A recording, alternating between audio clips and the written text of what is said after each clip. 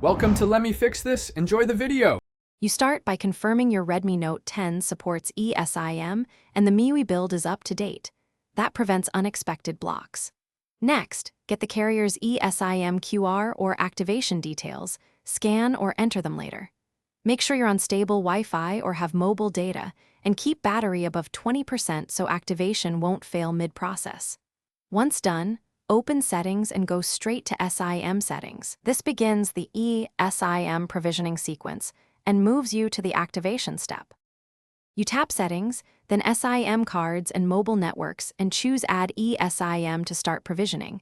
This is where the phone asks for the carrier QR or manual details. If scanning, align the QR in the camera frame. If manual, paste the SMDP plus and activation code precisely. Small typos stop the process. Once the profile downloads, the phone verifies and installs it. After installation, assign the eSIM for data or calls, and set default behaviors so apps and contacts use the correct. You finish by restarting the Redmi Note 10 to ensure system services recognize the new profile. This often resolves registration delays. Check the status bar for carrier name and signal bars, then open SIM settings to set defaults for calls, SMS, and mobile data so your apps behave predictably. If activation fails, don't panic.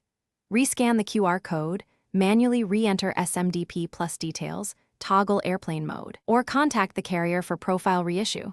These steps fix most provisioning hiccups quickly. Thanks for watching. If you found this helpful, don't forget to like and subscribe.